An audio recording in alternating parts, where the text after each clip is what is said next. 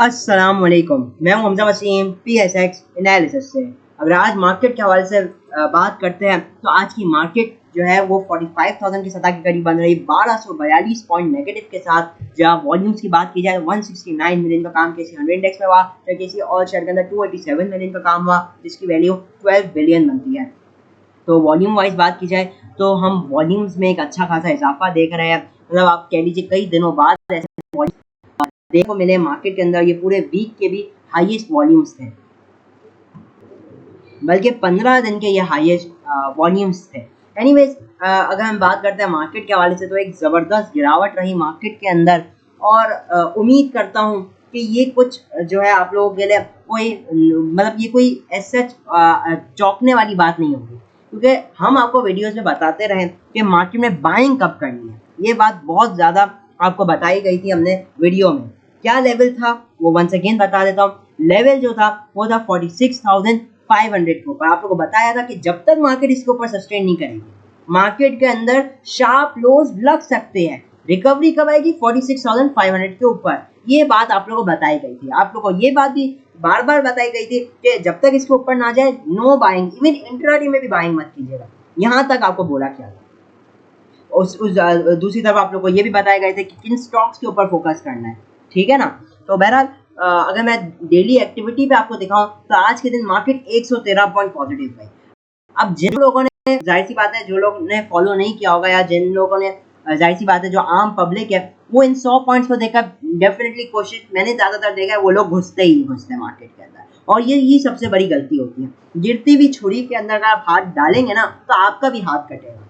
बेहतर है मार्केट को रिलैक्स करने दें। मार्केट के अंदर एक कंफर्मेशन है, 2 पैसे महंगा ले लीजिएगा यार, वहाँ कंफर्मेशन हो आपके पास, ठीक है ना। आज इंडेक्स ने लो लगाया 1784 पॉइंट का। तो नो डाउट मार्केट के अंदर रिकवरी भी इसी तरीके से आई, ठीक है ना। क्योंकि जाहिर सी बात है, जब कभी कोई बहुत ज़्यादा शार्प लो लगता है मार्केट में, या कोई स्टॉक हो गया, तो उसके अंदर इसी तरीके से हम एक रिकवरी भी देखते हैं। वो क्यों देखते हैं? क्योंकि जाहिर सी बात है एकदम मार्केट गिरी होगी तो एकदम लोग एवरेजिंग के लिए घुसे होंगे, एकदम लोग शॉर्ट कवरिंग के लिए घुसे होंगे। शॉर्ट कवरिंग होती है, फिर एकदम जिन्होंने हाई साइड पे बेचा होता है वो लोग नीचे वो खरीदने आ जाता है वापसी। तो ये वो कुछ रीजन होती है जिसकी वजह से एकदम शार्प जो है वो हम रिकवरी आता हुआ देखते हैं। बहरहाल मैं ये भी बताऊंगा आगे वीडियो में कि कहाँ से रिकवरी स्टार्ट होगी, कहाँ तक जा सकती है, आपने कहाँ पर बाय करना है, वो सब इंशाल्लाह आपको इस वीडियो में बताएंगे हम। एनीवेज, अगर मैं बात करूँ डॉलर के हवाले से तो डॉलर का बेड़ा गर्क हो चुका है। मुसलसल बढ़े जा रहे हैं। इंटरबैंक में 306 से ऊपर, जहाँ पे क्योंकि डॉलर बढ़ रहा है तो गोल्ड भी बढ़ रहा है, क्योंकि गोल्ड भी जो इंटरनेशनली ट्रेड होती है वो डॉलर के अंदर होती है। तो मैं हमेशा लोगों को यही कहता हूँ कि गोल्ड से बेहतर, डॉलर से बेहतर ऑप्शन हमेशा गोल्ड रहे, ठीक है ना। क्योंकि अगर इंटरनेशनल मार्केट में भी गोल्ड बढ़े और यहाँ पे भी अगर डॉलर बढ़े तो आपको डबल फायदा होता है। तो बहरहाल हाँ, कभी कभार ऐसा भी होता है डॉलर बढ़ता है, गोल्ड नीचे आ जाता है इंटरनेशनल मार्केट में, वो बहरहाल अलग बात है। उसके हाल से मैं बाद में बात करूंगा किसी और वीडियो में। लेकिन ये कि गोल्ड वो बढ़ भी रहा है, डॉलर भी बढ़ रहा है, ठीक है। साथ में जो न्यूज़ आ रही है वो भी, जो सेंटिमेंट्स है बेसिकली वो बहुत ज़्यादा जो है वीक है। सेंटिमेंट्स बहुत ज़्यादा ही बुरे हैं। नेगेटिव सेंटिमेंट्स पूरी मार्केट में फैले हुए हैं, चाहे वो न्यूज़ की शक्ल में हो या पर्सन टू पर्सन हो।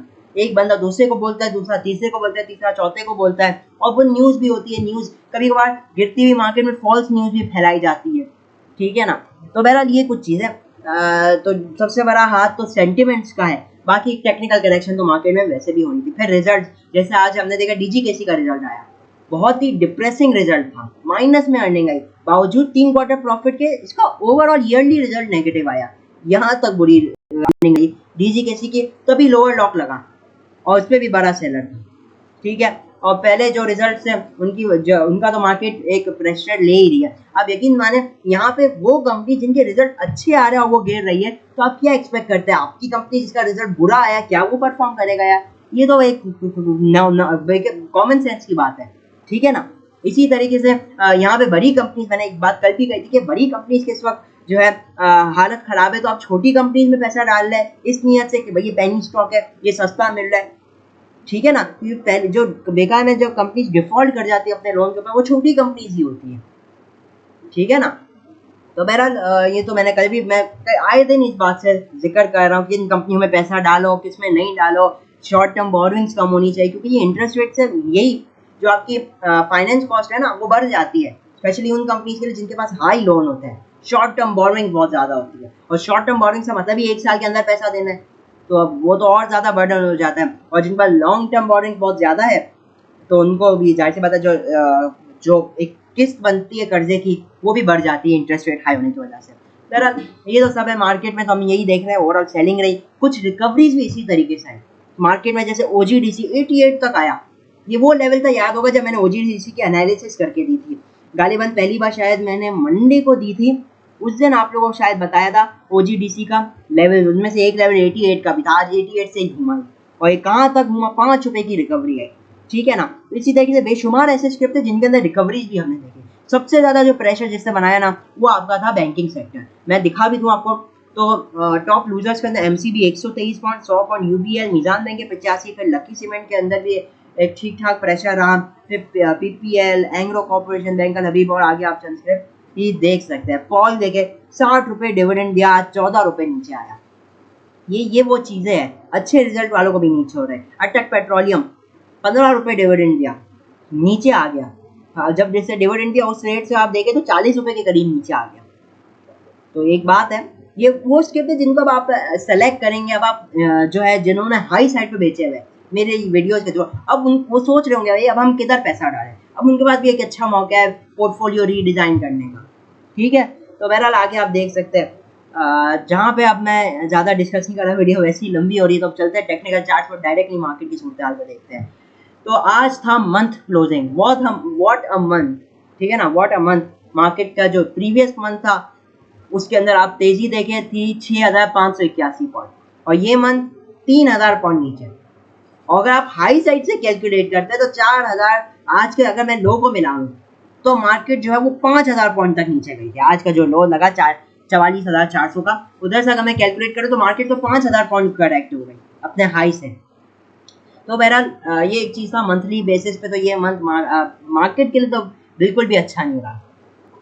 अब मैं आ जाता हूँ डेली चार्ट पर, डेली चार्ट पे ज़रा आपको इस वक्त मार्केट की सूरत हाल बता दो।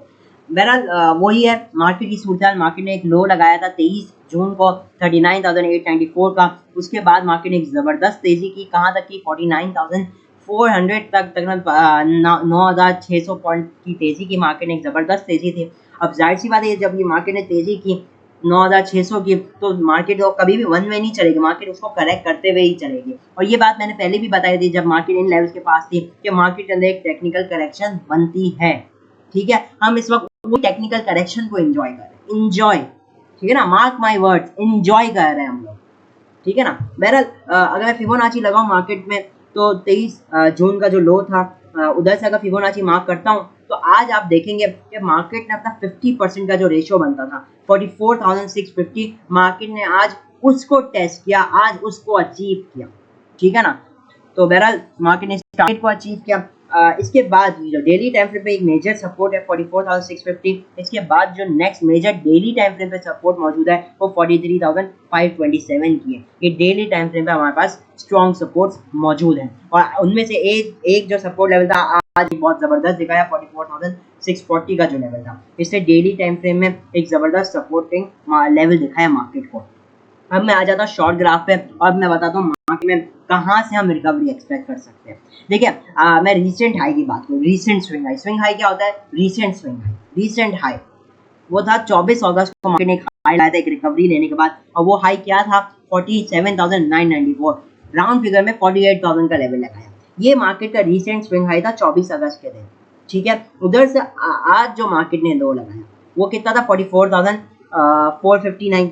अब अगर मैं कैलकुलेट करता हूँ तो ये कितने पॉइंट बन जाता है आपका, सारे ये आपका बन जाता है तकरीबन 3,500 पॉइंट। अब मार्केट जो है वो गिर चुकी है 3,500 पॉइंट, तो अब कोई रिकवरी आएगी ना तो हम इस 3,500 पॉइंट के अगेंस्ट रिकवरी देखेंगे। अब वो रिकवरी कहाँ से आएगी, अच्छा कल आपको एक बात याद होगी मेरी, मैंने एक बात कही थी कि कल के दिन RSI बुलिश डाइवर्जेंस शो कर रहा है, ठीक है, एक बात मैंने कही थी RSI बुलिश डाइवर्जेंस शो कर रहा है, लेकिन आपने ये गलती नहीं करनी, मैंने कल की वीडियो के मेरे वर्ड्स है कि आप भी खाली ये देखकर बाइंग करें, आपको कंफर्मेशन चाहिए होगा, और वो किसके बाद आएगा जब मार्केट पहला रेजिस्टेंस ब्रेकआउट करे।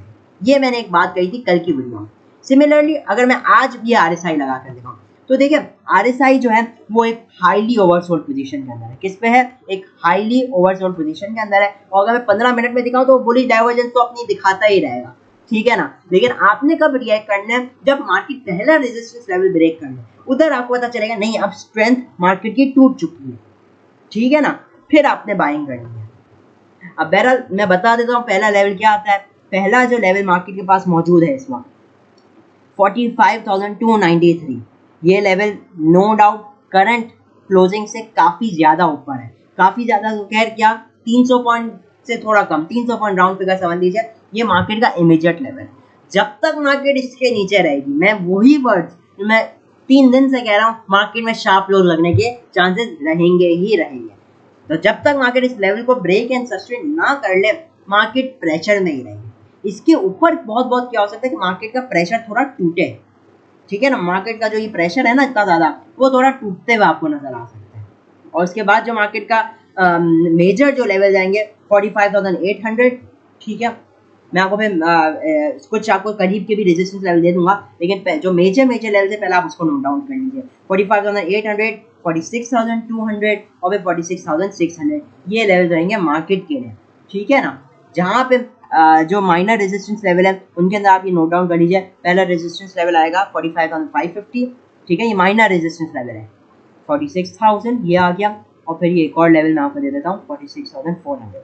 तो ये ओवरऑल मार्केट के लिए रेजिस्टेंस लेवल है। 45,285 को अगर मार्केट ब्रेक और सस्टेन करे, इसके ऊपर वॉल्यूम बनाए, then you can expect some recovery, ठीक है, जिधर आपको इंट्राडे पोजीशंस मिल सकती है।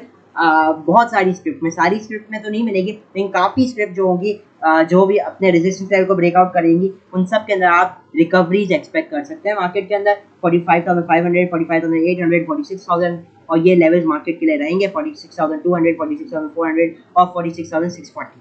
लेकिन जब तक मार्केट इस लेवल को ब्रेकआउट नहीं करेगी, मार्केट इज बियरिश, ठीक है ना, market is bearish at the moment, ठीक है ना। तो बहरहाल मैं डाउन साइड के लिए आपको सपोर्ट लेवल्स बता देता हूँ। डाउन साइड पे जो मेजर सपोर्ट लेवल हमारे पास मौजूद है, तो सपोर्ट लेवल में पहला सपोर्ट लेवल 44,850, 44,600, 44,200 और 44,000 के लेवल है, जहाँ मेजर सपोर्ट लेवल 43,540 के पास लाई करते हैं। तो एक बात हमेशा याद रखे कि जब कभी मार्केट ऐसे गिर रही हो ना, ऐसी गिरावट में अग्रेसिव बाइंग आपको हमेशा ले डूबेगी, ठीक है ना, क्योंकि आप बाइंग करें इसका क्या मतलब है कि मार्केट गलत जा रही है, ये मतलब हुआ ना। आप अग्रेसिव बाइंग करें तो आपको क्या लगता है यहाँ से मार्केट घूमेगी, मार्केट खुद शो कर रही है कि मेरे अंदर पैनिक सेलिंग मौजूद है। आज जो मार्केट में देखी ना, पैनिक सेलिंग भी देखी और फिर एकदम पैनिक बाइंग भी है, एक अग्रेसिव जो है वो शॉर्ट कवरिंग भी है, ये भी देखने को मिला। लेकिन ये जो ग्रीन कैंडल्स होती है ना, ये इस बड़ी गिरावट को ना खत्म नहीं कर सकते। मतलब ये जो इतना ज़्यादा प्रेशर बिल्डअप हुआ है ना, ये इतनी छोटी सी ग्रीन कैंडल इसको है ना मिनिमाइज नहीं कर सकती। तो हमेशा याद रखें, जब कभी भी मार्केट गिरे, आपने वेट करना है कि या तो मार्केट एक रेस्ट ले, मार्केट को कंसोलिडेट होने दे, मार्केट को ब्रीथ मतलब मार्केट को थोड़ा सुकून में आने दे, फिर ले एंट्री, या तो फिर रेजिस्टेंस लेवल जब तक मार्केट ब्रेक ना करे, जब तक एंट्री ना ले, ठीक है। एंट्री लेनी हो तो रेजिस्टेंस लेवल पे ही ब्रेकआउट पे ले। और हमेशा याद रखें, क्योंकि मार्केट बेयरिश है और आप काउंटर ट्रेंड कर रहे हैं ना, रेजिस्टेंस लेवल तो ब्रेक हुआ, लेकिन अभी भी ट्रेंड तो क्योंकि डाउन ट्रेंड है मार्केट का, तो आप काउंटर ट्रेंड ट्रेडिंग कर रहे हैं। मतलब कि जो ट्रेंड है मार्केट का, आप ऑपोजिट डायरेक्शन में ट्रेड ले रहे हैं। तो फिर इस केस में आपका स्टॉप लॉस जो है ना, वो बहुत टाइट होना चाहिए, ठीक है। और इस केस में एक और भी चीज़ याद रखें, जो आपका वॉल्यूम है वो भी कम होना चाहिए। ये मैं वो टिप्स दे रहा हूँ, प्रो ट्रेडिंग टिप्स, ठीक है ना, ये वो टिप्स है जिससे जो मैंने अपने एक्सपीरियंस से सीखा है, ठीक है ना। और मैं ये जानता हूँ ये गिरावट तो कुछ नहीं है, मार्केट 2,000 2,500 पॉइंट भी गिरी थी 2021 के बजट के बाद, ठीक है ना। उसके बाद ऐसी फिर रिकवरी भी आई मार्केट के अंदर। लेकिन हमारे यहाँ यही गलती होती है, 1000 पॉइंट गिरी तो अब लोग लेने शुरू हो गए, 1500 पॉइंट पर और लेने शुरू हो गए। अब 2000 पॉइंट माइनस हो गए तो उधर लोग जो ले रहे थे वो अपना माल बेचने आ गया और फिर मार्केट ऊपर चली गई। तो ये होता है मार्केट के अंदर, और इट्स लाइक कम्प्लीटली नॉर्मल, बहुत नॉर्मल होता है। बल्कि इधर तो आपको बहुत अच्छे अपॉर्चुनिटीज मिलती है बेहतरीन स्टॉक्स लेने के, ठीक है ना, क्योंकि मार्केट जो है ना वो एक पेंडुलम है जो कि ओवरबॉट से ओवरसोल्ड पोजीशन में आता जाता रहता है। द थिंग इज, आपको पता होना चाहिए कहाँ मार्केट ओवरबॉट है और कहाँ मार्केट ओवरसोल्ड है, ठीक है ना। तो इन चीज़ों को हमेशा ध्यान में रखें और गिरावट से सीखें। पहले मैंने सीखा, अब अगर मैं इस गलती को दोहराऊंगा ना, तो फिर ये है ना, ये जो चीज़ है ना, ये प्रूफ करती है कि आप ट्रेडिंग के लिए नहीं बने। ठीक है ना। तो गलतियों से सीखें, बजाय गलतियां दोहराने के आप उनसे सीखें और ये गलती दोबारा ना दोहराएं। ठीक है ना। तो एनीवेज काफ़ी लेसन हो गए, काफ़ी मार्केट के हवाले से भी बता दिया मैंने। तो बहरहाल यही है, जब तक मार्केट रेजिस्टेंस लेवल ना ब्रेक करे तो क्यों तेजी करनी है भाई, क्यों मार्केट को आप चैलेंज कर रहे हैं, मार्केट के ट्रेंड को क्यों चैलेंज कर रहे हैं। मार्केट नीचे जा रही है तो जाने दे, जब रुकेगी हम एंट्री ले लेंगे, 2 पैसे महंगा मिलेगा ना। पहला रेजिस्टेंस लेवल यहाँ से 300 पॉइंट दूर है ना, 300 पॉइंट ही आपके जाएंगे ना, और क्या होगा। अगर 300 पॉइंट आप ये सोचेंगे भैया मेरे 300 पॉइंट चले जाएंगे और आप एंट्री ले लो, यहाँ से मार्केट 1000 पॉइंट गिर गई, तो आपको तो बहुत बड़ा नुकसान हो जाएगा। तो हमेशा याद रखिए 2 पैसे महंगा जरूर ले लीजिएगा, इधर 10 पैसे का रिस्क है 2 पैसे कमाने के लिए। ठीक है ना। तो ये टिप्स थी मेरी तरफ से। वीडियो अच्छी लगी हो तो लाइक और चैनल को जरूर सब्सक्राइब कीजिएगा। बहरहाल ये भी बता देता हूँ, स्टॉक्स जो है ना, आपने उन स्टॉक्स को लेना है जिनके शॉर्ट टर्म बोरिंग्स कम है, जिनकी कमाई डॉलर्स में, ठीक है ना। और उनको इन इकोनॉमिक जो ये इकोनॉमिक सूरत हाल है ना, उसमें इनके हर्ट नहीं हो रहा। ठीक है ना। उन कंपनीज को ले, क्योंकि अगर वो आज गिर रही है तो आज से मार्केट के प्रेशर की वजह से गिर रही है। उनके अंदर बेस्ट टाइम है एक्यूमुलेशन का, क्योंकि फिर वो कंपनीज आती नहीं है नीचे, ऐसी भी बहुत सारी कंपनीज है। ठीक है ना। आई एम श्योर आपको जब ये जो भी मार्केट में तेजी है, आपसे बहुत सारे स्टॉक्स मिस आउट हो गए होंगे और आपने सोचा होगा यार अब वापसी उन लेवल्स पे आएंगे तो मैं लूंगा। ये आपने डेफिनेटली सोचा होगा, हर इंसान सोचता है। आज वापसी वो उन लेवल्स पे आ रहे हैं और आप वापसी डर रहे हैं एंट्री लेने से। तो बहरहाल ये वो चीज़ थी जो मैं बताना चाह रहा था। तो इसी के साथ मैं भी इजाज़त चाहता हूँ। मैं हूँ हमजा वसीम, TSX एनालिसिस से।